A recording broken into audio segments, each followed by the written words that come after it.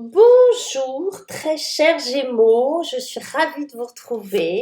Je fais une petite vidéo qui va nous parler de cette transition de l'année 2021-2022. J'ai pas fait de vidéo de décembre, de taroscope de décembre.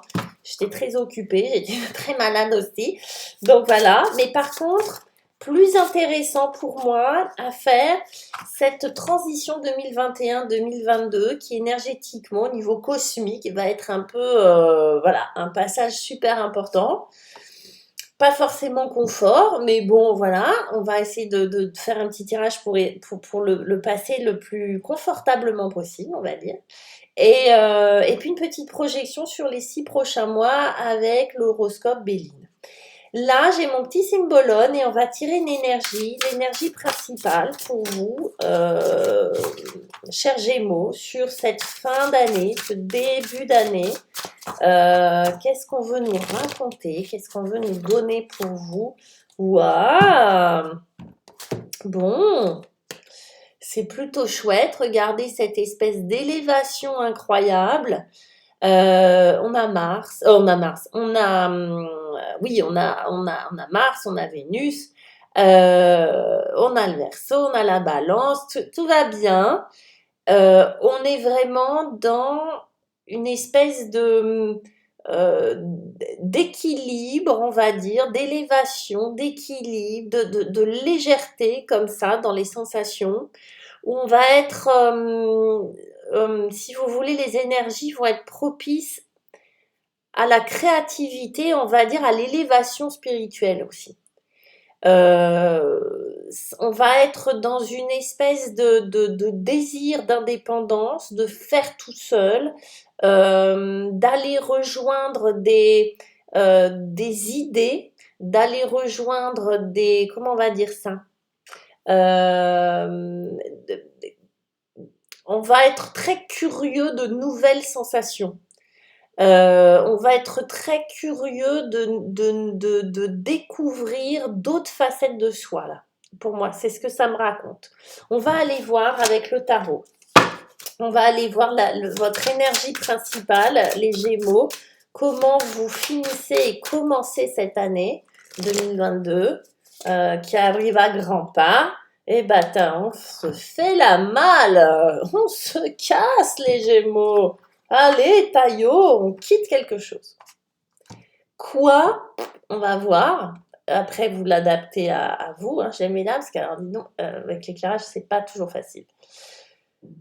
On se casse, on taillot. Le 6 d'épée nous parle de quitter quelque chose. Ça peut être une libération pour certains. Ça peut être vraiment un... Voilà. Alors, il y en a, ça peut être un job. Il y en a, ça peut être une personne qui quitte.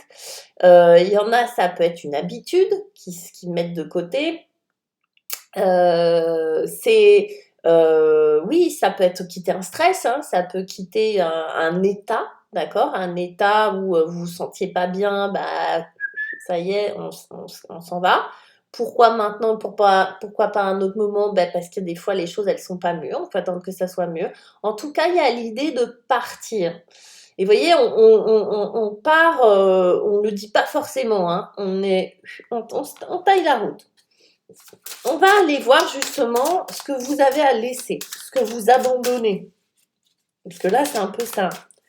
Ce que vous laissez derrière vous, ce que vous abandonnez les Gémeaux sur cette année 2021, l'As d'épée. L'As d'épée, c'est les nouvelles idées, c'est la vérité, c'est etc., etc. Moi, je pense que vous quittez une façon de penser. Vous quittez des idées, là. En tout cas, si c'est pas ça que vous quittez, vous laissez derrière vous euh, une façon de penser, certaines idées qui vous encombrent. C'est comme s'il y avait un changement pour moi, un changement dans la façon de penser les choses. On va continuer, on va voir ce qui se passe, mais c'est comme s'il y avait vraiment un changement dans la façon dont vous réfléchissez les choses, vous conscientisez les choses. Il y a quelque chose comme ça. On va aller voir ce que vous voulez, vous. Alors, ce que vous souhaitez, ce que vous avez en tête et que vous nourrissez, ce dont vous avez vraiment envie, etc. Beaucoup de cartes qui sautent hein, sur vous les Gémeaux. Hein. On va se calmer un peu. Hein. Qu'est-ce qu'on nous donne, vous les Gémeaux? La tempérance. Bah oui, voilà. Donc vous êtes zen les Gémeaux. Donc c'est comme si vous quittiez quelque chose pour de la tranquillité. Vous voulez de la tranquillité d'esprit. Vous voulez de la guérison. Vous voulez prendre du temps pour vous. Vous voulez que les choses soient... Il faut savoir que la tempérance, c'est une des cartes les plus sympas du tarot, dans le sens où elle va nous parler de paix profonde. Elle va pas nous parler juste de tranquillité matérielle, comme pourrait nous parler l'empereur, d'accord? Parce que 4, 14, hein, on fait les correspondances dans le tarot, mais enfin, j'en parlerai dans d'autres vidéos. Mais là, on va parler de tranquillité intérieure, de vraiment de paix intérieure. Donc, pareil, il peut y avoir, je vous parlais d'élévation spirituelle, mais clairement avec cet ange-là, on va être là-dedans. C'est comme si cette transition 2021-2022, vous voyez, on est le soir du 31 et votre vœu le plus cher, bah, c'est vraiment d'avoir la paix, quoi. C'est vraiment de ressentir la paix, de ressentir une espèce d'alignement, une espèce d'élévation comme ça, où finalement on n'est pas en train de demander des choses, je veux plus d'argent, je veux qu'on m'aime, machin, rien à foutre, c'est hop, je veux être aligné avec moi. Donc, c'est très chouette, c'est très beau. On a cette espèce d'énergie guérissante, je vais appeler ça comme ça, je sais pas ce qu'on fait, mais voilà, qui est dans votre ligne de mire.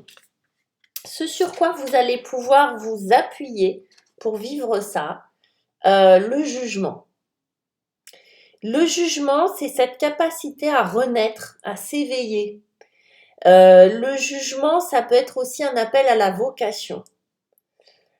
C'est comme si vous, à l'intérieur de vous, vous aviez cette ressource-là, qui était de recommencer, de renaître, de réapparaître au monde, de s'éveiller. Franchement, pour moi, il y a, que vous le vouliez ou pas, les Gémeaux, vous allez voir, vous allez avoir une espèce de phase comme ça mystique, un peu spirituelle, vachement bien.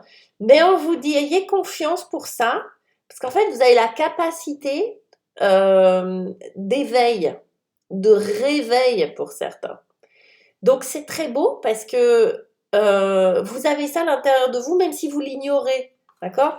Ça, on va vous parler de ce que votre ressource, votre capacité qui va vous être utile, que vous avez, dans laquelle vous allez aller taper, même si vous ne savez pas vraiment voilà, que vous l'avez. Vous voyez?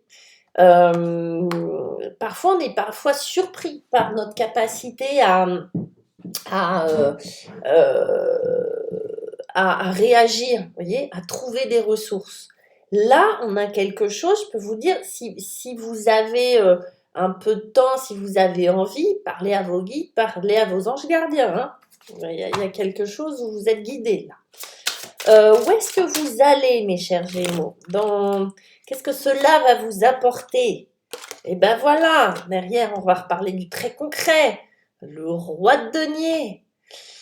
Vous allez passer une phase, effectivement, d'élévation, pour moi, spirituelle, clairement, qui va vous amener à une maîtrise, comment on va dire ça?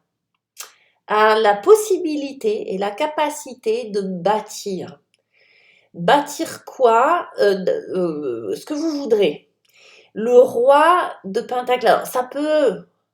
Ok, ça peut être un personnage, genre blablabla, mais non. Pour moi, ça, c'est vous. Euh, c'est cette capacité à avoir confiance en soi et à tout ce que je touche, je le fais fructifier.